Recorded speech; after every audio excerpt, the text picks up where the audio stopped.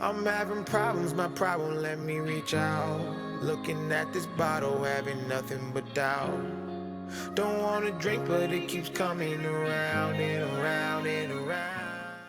How's it going, guys? First and foremost, my name is Braden. I'm 26. I've tried recording this multiple times. I don't really know what I'm doing. I haven't spoke really before in front of a camera.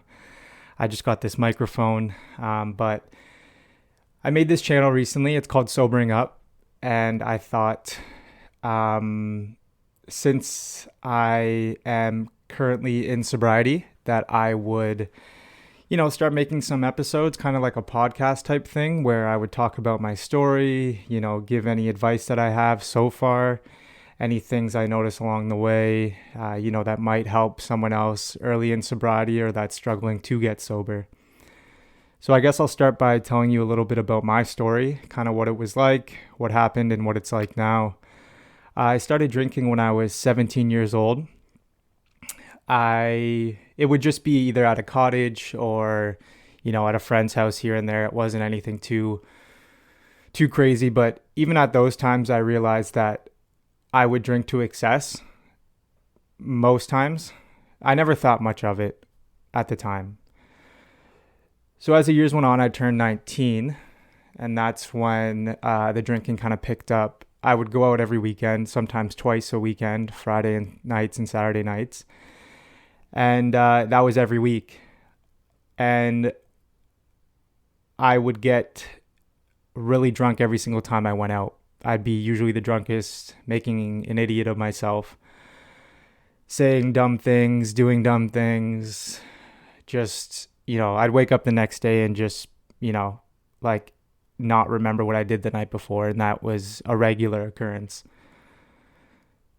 So as time progressed a little bit, I went through a breakup, and that's kind of first when I turned to alcohol to deal with the breakup. And I would drink almost every single night by myself. And I used alcohol to kind of treat the depression and anxiety I was going through at the time. And I wouldn't feel okay all day until I came home at night and started drinking. And, the next day I'd wake up and feel 10 times worse. And then the day would go on. And then by nighttime, I would start drinking again, and I would somewhat feel okay. As soon as I had that first drink, it's like I finally relaxed. Things got a little easier to deal with. But I knew obviously what I was doing wasn't, exactly healthy, but at the same time I continued to drink and kind of hid that from a lot of people. But the people in my household at the time, my parents and my sister as well too, did notice that I was drinking quite a bit every single night because I was taking their alcohol. Anything I could get my hands on, I was drinking. And at that point they had to start hiding the alcohol, locking it away, because I just couldn't be trusted around it, and I understand why. That kind of slowed down a little bit, at least the drinking every single day. Um, I would still go out on weekends and with friends and whatnot. And each time I did, like I said, I drank to excess where I'd be the drunkest one. And, even in those moments, I did some things that, I can't really take back. And, I've definitely said some things in those times that I can't take back. And then, time progressed again, and I got into another relationship, and this one ended about, a year and a half ago, 2 years ago. And this is where things kind of got really bad with my drinking. I wasn't working at the time. COVID was, it was in the midst of COVID. So I had a lot of free time on my hands in between golfing and, really nothing much else. I started drinking every single day pretty heavily. And, I have been kicked out of my house multiple times. I've lived in hotels for weeks at a time. Just, no one really wanted to be around me. And at this time too, I was losing friends, and I was losing trust from family members. And I was just becoming this terrible, toxic, mean, angry person. And, not only would I drink to excess every time that I drank, which was almost every day at this point, probably was every day at this point, that I would turn into such a monster. When I got to that level of intoxication, I would just turn into a completely different person. And I'm not, using alcohol as an excuse as to why I acted this way, but it just fueled the fire. And it kind of, I was so angry and so upset, and so angry and upset with myself. And once I got to that point of being that intoxicated, things just turned terrible. And I have done some things to some people that I'll never get a chance to apologize for. I've said some things that, an apology wouldn't even be a start at fixing some of those things that I did and said to those people. So I understand.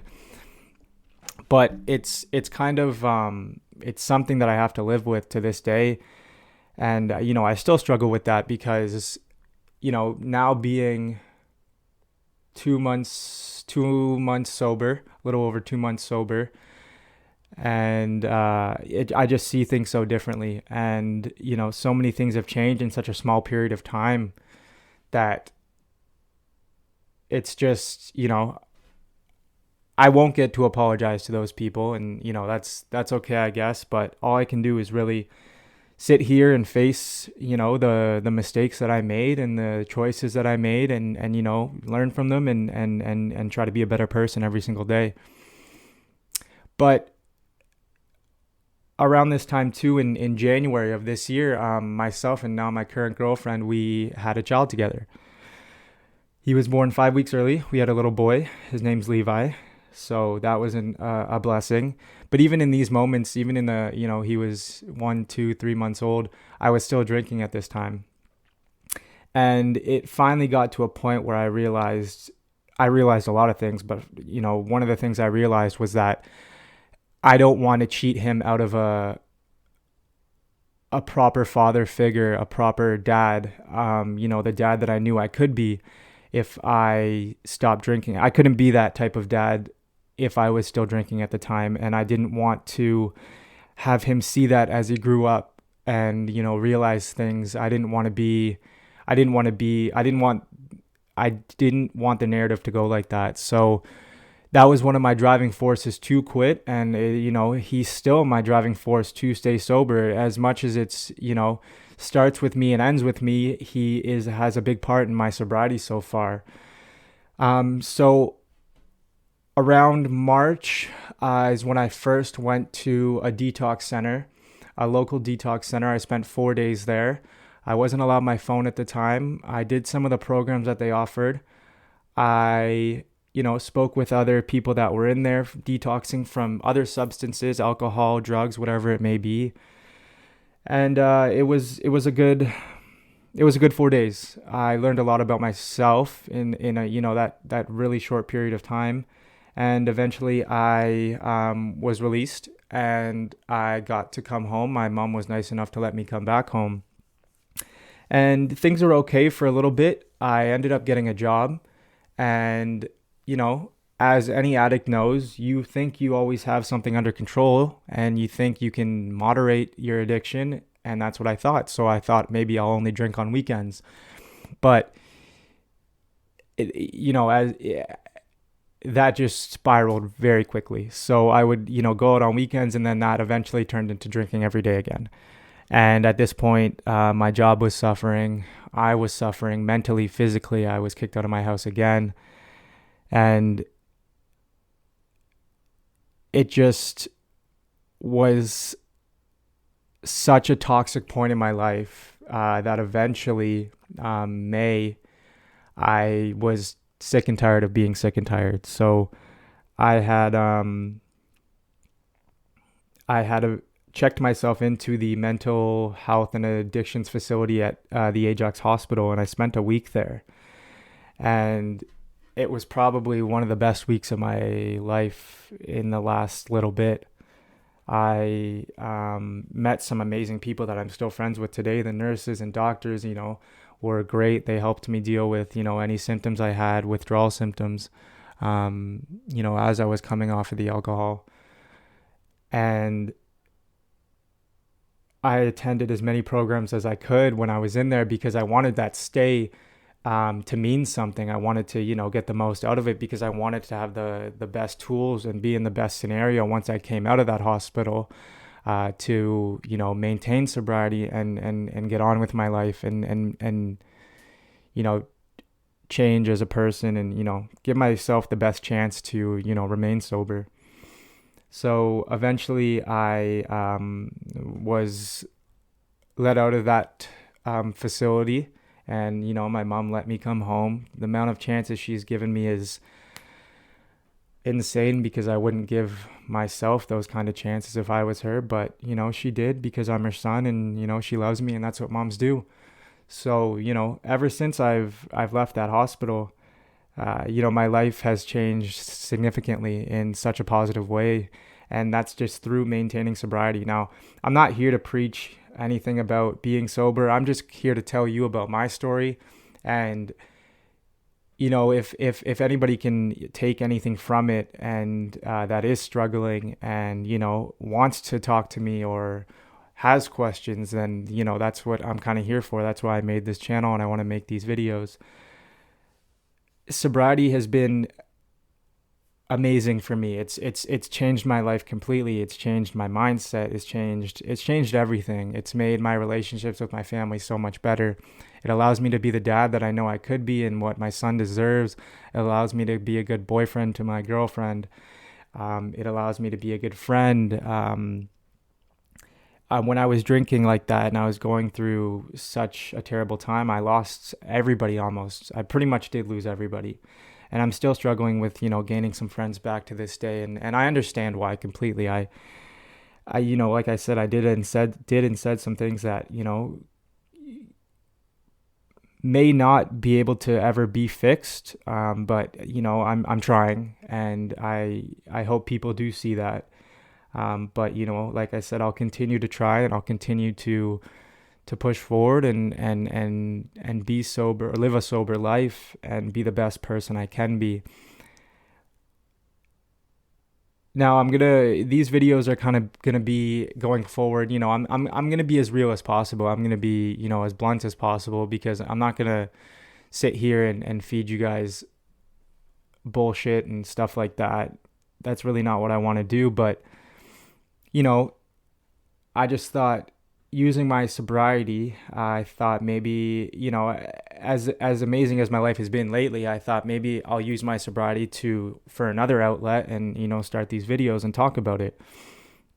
So I got this microphone. I kind of set up a makeshift studio place to record in my room because there isn't, really another option in my house right now. But,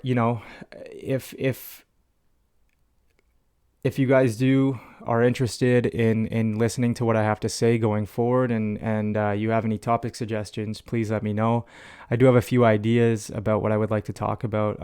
Especially one of the things I was thinking about recently is, any advice I have for being a 20-something-year-old sober person, because, a lot of people in their 20s don't go through life sober.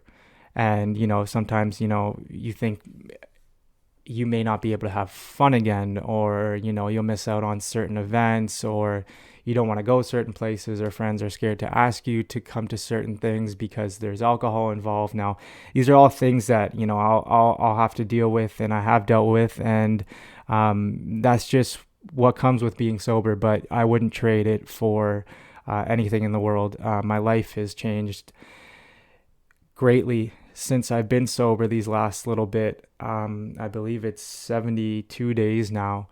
And I attend AA regularly. I really enjoy going. I'm going tonight, actually. And it's just